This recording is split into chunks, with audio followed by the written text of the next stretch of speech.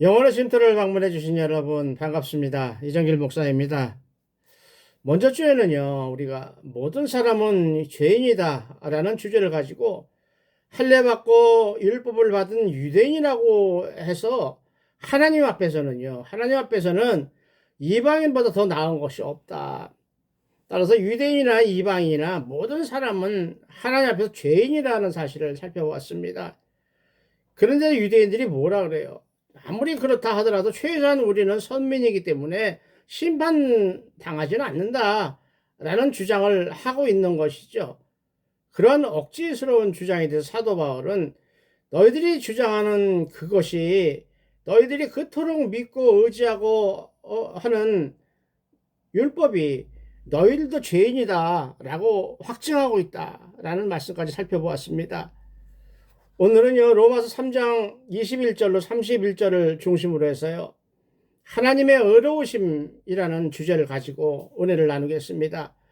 오늘도 하나님께서요, 저와 여러분에게 말씀으로 임하셔서 은혜를 풍성하게 주시기를 소망합니다. 이제까지 사도 바울은 사람은 모두가 죄인이다, 따라서 영원한 멸망으로 달려가고 있다고 말을 했습니다. 더구나 유대인이라고 해서 이방인과 다른 입장에 있는 것이 아니라 다른 어떤 특정한 길이 있는 것이 아니라 똑같이 멸망으로 죽음으로 가고 있는 배를 함께 타고 있는 신세다. 그런데 감사하게도 하나님께서 우리에게 은혜를 베푸셔서 하나님의 한 의가 나타났다라고 선포하는 것이 오늘 본문입니다. 참 인간들은 의롭지 않지요. 의로운 게 아니라 죄인이지요. 그러나 하나님은 의롭고 신실하신 분이라고 성경은 말씀하고 있습니다. 하나님은요, 곧 예수 그리스도의 십자가 대속의 은혜 그 사건을 통해서 모든 인간들의 죄를 용서하시고 그들을 죄의 묶임에서 해방시켜서 하나님 나라 당신의 백성으로 삼으시기를 원하고 계십니다. 이렇게 죄인이 어렵게 되는 거예요. 이 놀랍고 감사한 일, 상상조차 소망 꿈조차 꾸릴 수 없었던 이러한 일은 전적으로 하나님만이 베푸실 수 있는 선물, 은혜라는 것이죠. 달리 말하자면요, 율법의 행위가 아니라 예수 그리스도를 믿음으로, 예수 그리스도를 믿는 그거 하나로 구원의 길로 들어가게 하신 것은 하나님 주신 선물, 엄청난 은혜라는 말이지요. 성경을 보면요, 유대인들은 다른 민족과는 달리 참 복을 많이 받은 민족이에요. 그러니까 선민이라고 하죠. 선택된 민족이라고 하지요. 그들은 하나님의 선민으로서 택함을 받았고, 그래서 하나님이 보내신 선지자들을 통해서 많은 보살핌을 받았고, 더구나 십계명을 비롯해서 율법, 규례 모든 것을 다 받았어요. 근데 그러한 유대인이었지만 율법을 지키지 못해서 지킬 수가 없는 거예요. 율법으로는 의롭게 되지를 못했습니다. 율법으로 의롭게 되지 못했다는 말은 율법으로는 구원받지 못했다는 이야기가 되는 것이죠. 유대인이 그러할진데, 선택받은 유대인들이 그러할진데, 다른 이방인들, 특히 우리 같은 이방인들 어느 누구라도 자기가 노력을 하거나 열심을 보인다든가 선행을 하고 봉사를 하고 이런 자기가 만드는 공로를 가지고는 절대적으로 의롭게 되지 못한다는 것은 분명한 사실인 것입니다. 따라서 구원의 은혜를 입은 우리는요, 하나님이 베풀어 주신 은혜, 진짜 이 은혜에 감사해야 합니다. 그래서 최선을 다해서 하나님이 주신 말씀에 순종하며 살아갈 수 있기를 원합니다. 이방인들도 그렇고 유대인들도 그렇고 모두 죄와 진노와 따라서 심판 아래에 있다는 것이죠. 그래서 유대인들 역시 율법의 행위로는 의롭게 될 수가 없다면 그럼 우리는 어떻게 해야 되는가? 방법을 찾아야 되지 않겠습니까? 바로 그것이 하나님이 모든 인간들에게 다시 한번 베푸시는 예수 그리스도를 믿음으로라고 하는 이 신칭이 하나님의 은혜였습니다. 그러므로 오늘 본문 3장 21절로 26절 말씀은 복음을 이해하는데 복음이 무엇인가를 이해하는데 상당히 중요한 본문입니다. 아마도 이 말씀을 신학적으로 해석해서 말씀드리는 것보다는 성경은 성경으로 풀라고 하는 말씀도 있지만 사도행전을 설명하면 이해가 쉬울 것 같아서 말씀을 드리고 싶습니다. 이방인하고는요, 눈도 안 마주치고 밥도 안 먹고 같이 자리하지도 않아요. 유대인들이 그렇죠. 그렇게 율법을 목숨 걸고 지키던 예수님의 수석사도 베드로요. 그 베드로가 이방인 고넬료에게 행하시는 고넬료와 그 가족들에게 임재하시는 성령의 역사를 눈으로 지금 보고 있는 것이죠. 그로 인해서 그 사건으로 말미암아 할례, 정결법, 절기법 이런 복잡한 것으로 율법으로 말해 이방인은 물론이고 유대인들조차 꽁꽁 묶어놓았던 율법의 조건을 없애버리는 사도행전 15장에 예루살렘 교회에서 결정하는 그것이 나오죠. 할례나 이런 모든 것은 유대인의 관습이다. 이방인들에게 적용하지 말라라고 결정되어지는 그 엄청난 사건이 바로 이 성령의 역사 여기서부터 시작한다는 것을 다시 한번 깨달을 수 있기를 원합니다. 그로 인해서 모든 것이 묶어놨던 것 굴레가 풀어지고 이신칭이 믿음으로 구원을 받는다는 이신칭이가 인정되어서 온 복음이 온 세상 우리까지 전파되었다는 것에 감사할 수 있기 원합니다. 따라서 사도행전 10장부터 이어지는 백부장 고넬료하고 베드로의 만남은요, 하나님의 계획이었었고 뜻이었지요. 성령의 역사였습니다. 그렇게 어떻게 해서 만나고 사람 보내서 오고 요발에 갔다 왔다 하는 얘기는 시간이 없으니까 여러분이 사도행전을 읽어보시고요. 오늘은 베드로가 고넬료에게 뭐라고 했지요? 복음을 전했어요. 그 복음이 뭐라고 복음을 전했는지 선포했는지 요약해서 말씀드리고 싶습니다. 하나님은요, 고넬료가 기도할 때 요 근처에 요바까지 지금 베드로가 와 있단다. 그러니 베드로 사도를 초청해서 그를 통해서 말씀을 들으라라는 명령을 받지요. 그래서 베드로는 로마 군대 백부장 고넬료에게 아니 어떻게 해서 이방인이 유대인인 나를 보자고 했어요. 우리 서로 만날 수 없는 사람들이잖아요. 이런 얘기죠. 그랬더니 고넬료가 말하기를 기도하는 중에 하나님께서 베드로 당신을 초청해다가 말씀을 들으라고 해서 이렇게 된 겁니다. 복음을 들으라고 말씀을 하셨습니다. 라고 이야기를 하지요. 참 생각을 해보세요. 은혜죠. 일반인도 아니고 또 이방인 중에 이방인 모든 세상을 정복했던 로마 제국의 군대의 백부장이에요. 참 전도하기도 어렵죠. 만나기도 어렵고 전도를 한다고 해도 될까 말까한 사람인데요. 하나님에게 은혜를 입어서요. 구원을 받으려고 하는 이 과정이에요. 당시 신약 성경이 없던 시대라 구약 성경을 가지고 설교를 해야 될 상황이었지만 하나님은 베드로에게 예수 그리스도와 십자가 네가 3년 반 동안 함께 생활했던 그 예수님과 예수님 십자가로 인해서 내려온 성령 강림 사건까지 해서 그 은혜를 선포하라 라고 마음을 주시지요. 그러한 것이 바로 복음이고 성령의 역사를 일으키게 하는 설교예요. 그리고 그 은혜로 이방이던 고넬료하고 그의 가족들이 모두가 구원을 받았다라고 하는 이야기였었거든요. 베드로는 그러면 복음을 뭐라고 선포했을까요? 여러분은 복음이 뭐예요? 이렇게 누가 물어본다면 예수님을 교회 안 다니는 사람이 그럼 복음을 들으라, 복음을 믿어라 했는데 복음이 뭐예요? 라고 물어본다면 뭐라고 딱 줄여서 말씀을 하시겠어요? 우리도 복음 그러면 막연하게만 알고 있어요. 우리만 알고 있어요. 누구한테 이야기할 정도로 복음을 정리를 안 해놨다는 얘기죠.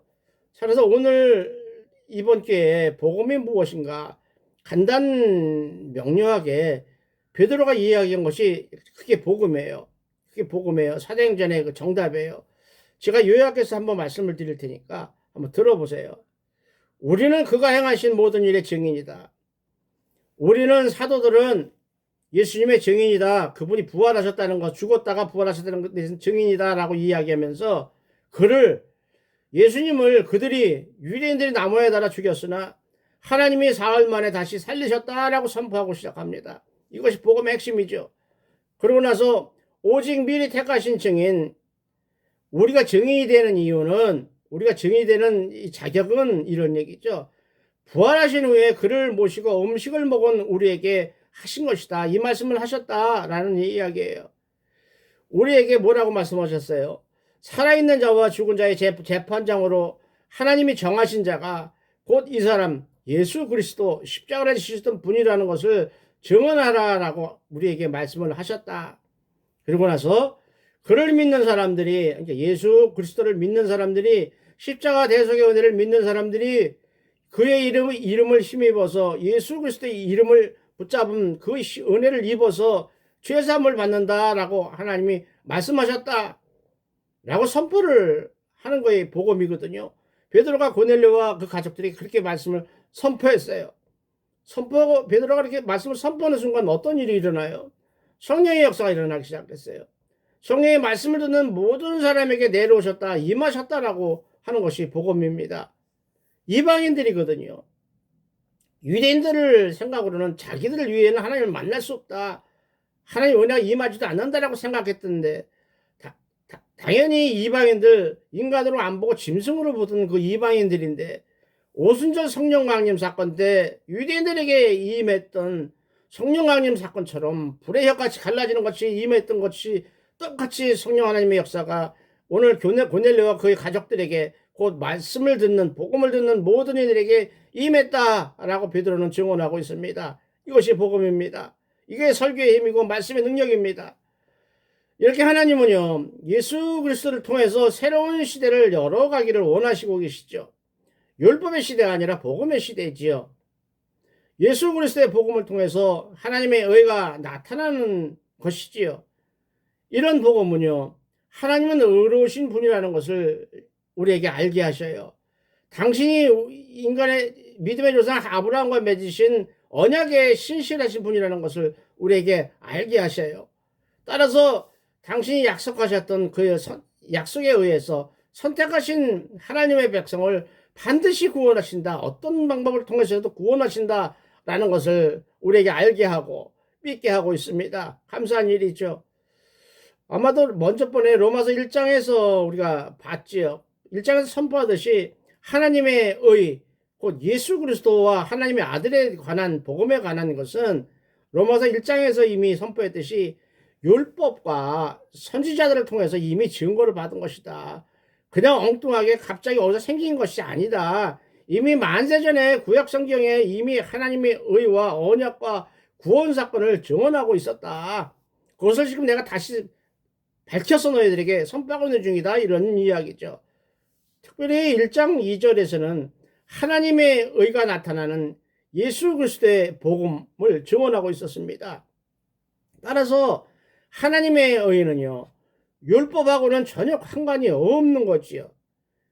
22절을 보면 모든 믿는 자에게 미치는 하나님의 의라고 말씀합니다. 이런 하나님의 의는요, 모든 믿는 사람에게 영향을 미치는데 인종이나 민족이나 여자나 남자를 차별하지 않습니다. 잘 살든지 못 살든지 차별하지 않습니다.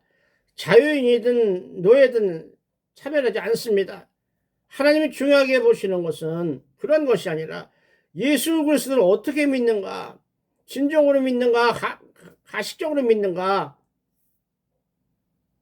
따라서 이제부터는 어느 민족이든 어떤 상황이든 예수 그리스도를 믿음으로 하나님의 의에 의해서 나타나는 은혜, 곧 구원에 이르게 된다는 것을 말씀하고 있는 것이지요. 23절을 보면요, 모든 사람이 죄인이라고 했습니다. 그런데도 하나님은 왜 죄인이라고 하시면서 모든 사람을 또 구원하려고 하는가, 이 얘기죠. 아무 차별 없이 모두 다 구원하시는 이유, 구원하는 정도가 아니라 모두 다를 구원하기를 원하시는 그 이유는 유대인이든 이방이든 인간 스스로는 구원받을 수 없는, 전부 하나님의 영광에 이르지 못하는 죄인이기 때문이다라는 말씀이죠. 그냥 영원한 죽음으로 갈 수밖에 없었던 사람들이었기 때문에 그렇다, 이런 얘기죠. 그래서 하나님은 어떤 차별 없이 모든 사람에게 예수 그리스도를 믿는 그 믿음 안에서 다 용서하고 다 구원하마 라고 선포하시는 것이 복음이지요. 24절은요. 은혜로 어렵다 하심을 얻는다, 곧 이신칭의를 말씀하고 있습니다. 예수 그리스도를 믿는 사람은요, 하나님의 은혜로 말미암아 값없이 어렵게 된다는 것이죠. 값없이란 말이 뭐죠? 우리가 무엇을 잘해서, 무엇을 들여서, 어떤 일을 해서, 이쁜 짓을 해서 받는 상이 아니라 아무것도 한 것이 없는데, 예전과 지금도 똑같은데 그저 예수 그리스도만 바라보고 믿는 그 믿음 하나 때문에 어렵게 된다. 어려운 것으로, 어렵진 않지만 어려운 것으로 인정을 한다라는 하나님에서 나오는 전적인 은혜이고 선물인 것입니다. 그런데요, 어렵지 못한 사람, 죄를 펑펑 씻고 있던 우리가요, 어떻게 해서 어렵게 되는 것인가? 조금 전에 잠깐 언급했지만 그것은 신학적으로 이야기하면 이런 거예요. 예수 그리스도가 갖고 있는, 예수 그리스도 안에 계시는 속량, 대속이라고도 해요. 속량으로 이루어지는 것이다. 속량이나 구속, 대속으로 번역되는 헬라어 아폴리튜리시스라는 말은요, 상대가 원하는 만큼, 그러니까 내가 구원하고자 하는 사람을 붙잡고 있는, 묶어놓고 있는 상대가 원하는 만큼, 그가 달래는 것만큼 줘야 돼요. 그래야 그 사람을 풀어주지요. 그렇죠? 그 사람이 달래는 대로, 해달라는 대로 다 해줘야 돼요. 그것을 살아나와야 할 그 사람이 아니라 그 사람을 대신해서 내가 물어주는 거예요. 그러고 나서 그 사람이나 노예, 전쟁에서 붙잡혀간 포로라고 하는 그 사람에게 자유를 주는, 자유를 얻게 하는 그것을 말하는 단어거든요. 다시 말해서요, 예수님의 십자가 보혈의 은혜를 전가받아서 어렵다 칭함을 받게 되는 과정이다, 이렇게 보시면 되죠.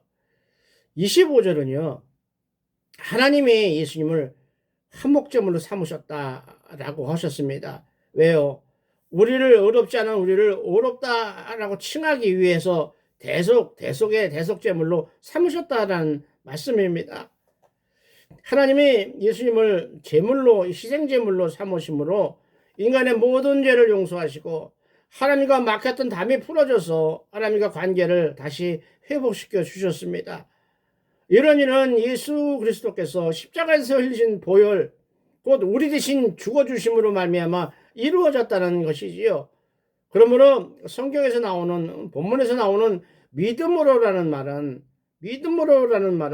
사람들이 그러한 복음, 그러한 사건을 그렇군요, 아멘이군요 라고 받아들일 때에, 인정하고 받아들일 때에, 믿을 때에 그 대속을 받는, 속량하는 은혜가 주어진다라는 의미를 나타내고 있습니다. 27절은 믿음의 법을 말씀하셔요.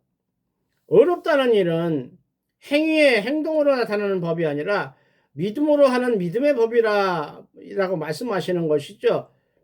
곧 율법이 아니고요, 예수 그리스도를 믿는 믿음으로 이루어진다는 말이지요.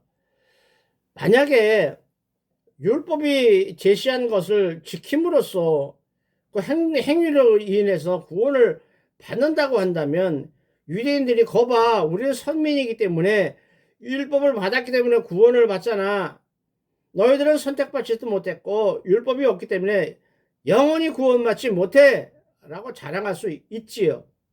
그러나 하나님은 모든 것을 폐하시고 율법이 아니라 예수 그리스도를 믿는 믿음으로 구원을 받는다 라고 말씀하셨기 때문에 유대인 어느 누구라도 자랑할 수 없게 되었다라는 말씀입니다.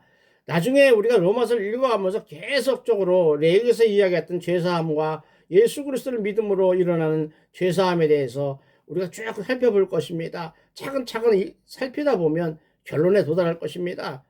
28절은 결국 당시로선 파격적이라고 하는 이신칭의를 말씀하십니다.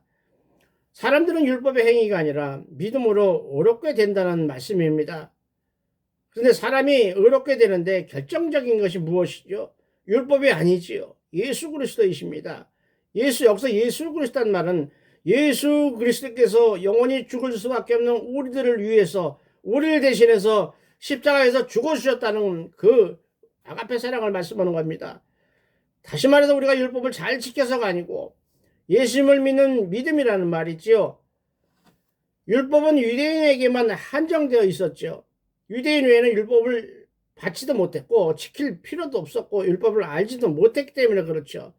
그러나 예수 그리스도의 십자가 구속의 은혜는 모든 사람에게 다 열려 있습니다. 하나님이 다 허락하셨습니다. 그러므로 유대인이나 이방인 모두 예수 그리스도를 믿음으로 의롭게 되는 은혜를 입게 되는 것이죠.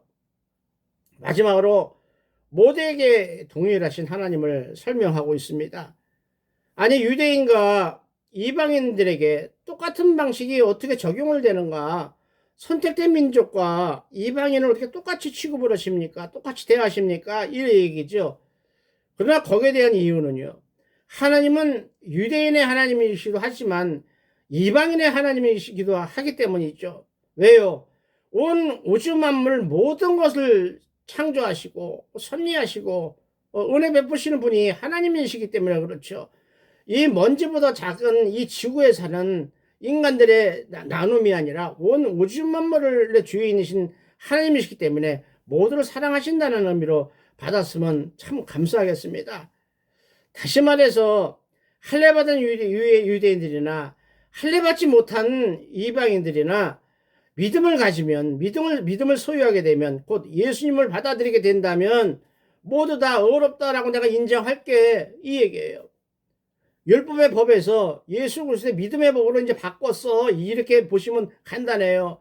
이제는 그 복잡한, 지킬 수 없는 어려운, 알지도 못하는 율법에 묶이지 말고 내가 쉽고 간단하게, 그래, 예수 그리스도 곧 내가 너희처럼 인간의 육신을 입고 그 땅에 내려가서 너희 대신 십자가에서 조롱당하고 피 흘리고 고통당하고 죽었다 다시 살아나는 것을 믿는다고 한다면, 그것을 하나님이 내가 한 것이라고 너희가 믿는다면 용서해 줄게, 구원해 줄게, 그것으로 바꿀게, 율법 대신. 이게 바로 믿음이죠. 이 신칭입니다. 따라서 4장에서 전에도 이야기했잖아요. 그럼 구약시대 성도들은 어떻게 합니까? 이 얘기예요. 구약시대 성도들은 어떻게 합니까? 예수님 오시기 전에 있었던 성도들은 어떻게 해야 구원받습니까? 이 얘기죠. 다음 주 4장에서요. 구약시대 성도들하고 이 신칭의 관계는 제가 말씀을 드릴 거예요. 다음 주에. 그리고 본문 31절에 믿음하고 율법의 관계는요, 여기서 다룰 것이 아니라 로마서 8장과 9장에서 아주 상세하게 나오니까 그때 다루도록 하겠습니다. 오늘 말씀을 정리합니다. 율법은 우리가 죄인이며 결코 하나님의 의에 도달할 수 없음을 알게 합니다. 하나님의 의가 뭐예요? 구원받을 수 없다는 이야기죠. 하나님의 사랑을 받을 수 없다는 얘기죠. 하나님의 은혜를 입을 수 없다는 얘기죠. 하나님께 나가지 못하니까요. 그러나 사도행전 말씀처럼요, 예수 그리스도를 믿는 믿음은 우리 같은 사람들, 죄인들, 영원히 죽을 수밖에 없는 죄인들, 죄가 많아서 하나님께 나갈 수 없는 사람들까지도 하나님의 의를 얻게 해서 하나님의 의를 전가받게 돼서 하나님 앞에 나갈 수 있게 하셨다라는 것이죠. 로마서 10장 9절로 10절은요, 이렇게 말씀을 하십니다. 너희가 만일 너희 입으로 예수를 주로 시인하고 또 하나님께서 그를 죽은 자 가운데서 살리신 것을 네 마음에 믿으면, 신정으로 믿으면이란 말이죠. 구원을 받을 것이다. 구원을 받을 것이다. 그러면서 다시 한번 설명을 해줘요. 사람의 마음으로 믿어 의에 이른다. 하나님 앞에 간다. 그리고 입으로 시인해서 하나님의 은혜를 입어서 구원에 이르게 된다. 라고 로마서 10장은 선포하고 있다는 것을 기억할 수 있기 원합니다. 이것이 하나님으로 행하게 하는 생명의 말씀, 곧 복음입니다. 믿음으로 의롭게 된다는 하나님이 주신 약속이 성취되는 역사가요, 영원의 심도를 사랑하시는 영원의 심도 가족 여러분 모두와 여러분의 자손과 후손들에게 충만하게 임하시기를 우리 주 예수 그리스도의 이름으로 축원을 드리고 싶습니다. 축원을 드립니다. 아멘입니다. 아멘입니다. 오늘 여기까지 하겠습니다. 다음 주에 뵙겠습니다.